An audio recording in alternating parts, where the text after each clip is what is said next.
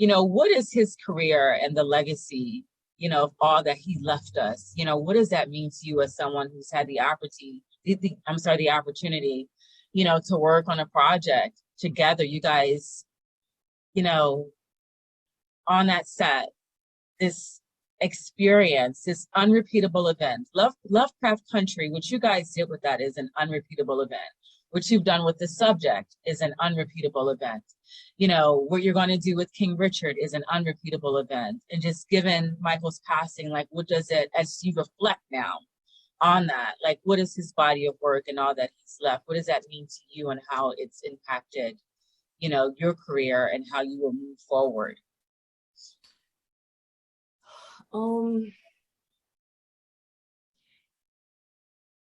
Michael,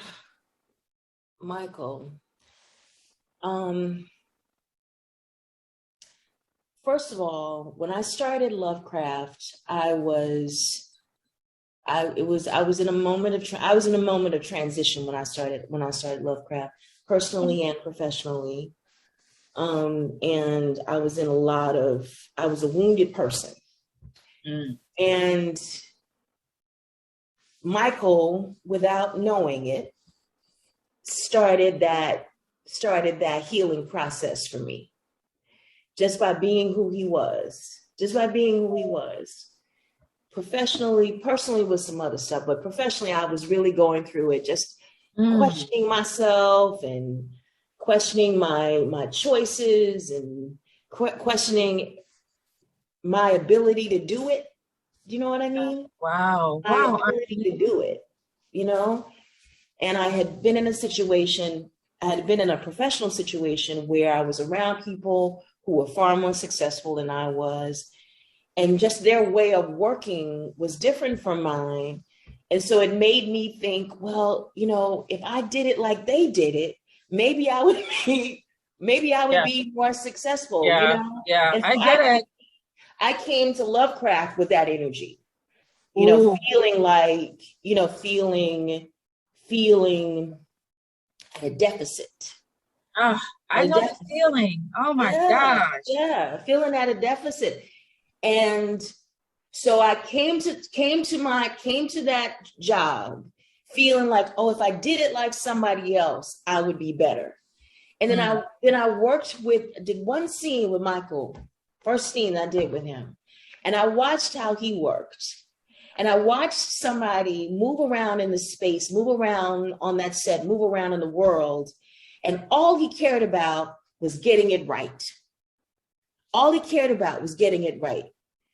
And he just had an honor and respect for the words that he was saying, and a generosity, and I don't give a F about nobody. I don't give a F. I just want to do this right. And at the same time, caring deeply about everybody. At the same time, it was just, when I say not caring, what I mean is that he was liberated. Woo! He was liberated. He was liberated from other people's opinions, and I wasn't. I wasn't. Wow. That's what I was carrying with me. And watching him and seeing his self-liberation, I was like, you know what? If I have to do it this way, and this is how I arrive at being better, that's how I'm gonna do it. I'm not gonna be worried about, because I'm not as far as this person is, and I don't do things the way they do. That's how they do it. Yeah. I'm gonna follow what he's doing, which is not giving a damn about what anybody thinks. And so I had not one conversation with Michael about how I approached acting or anything like that. All I did was watch him, just watch him. And he healed me, he educated me. And now all that stuff, all that baggage I was carrying around, I don't have none of that anymore. Falling off. I am free, honey. Falling off. And Michael K. Williams did that for me. He worked that magic in my life. He did that for me. And I never told him. I never got a chance to tell him that. And I'm okay with that, though. I'm all right with that. I'm all right. I'm all right. Yeah. I mean, the man, oh my God, he had so much. I'll tell you this one thing, and I'm gonna let it go. we were doing one of these panels about Lovecraft, and one of my castmates said, this is bittersweet because the show is not coming back.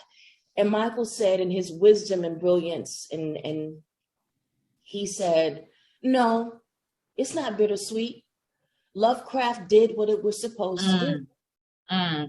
It did what it was supposed to do, and we need to feel good about that. It did what it was.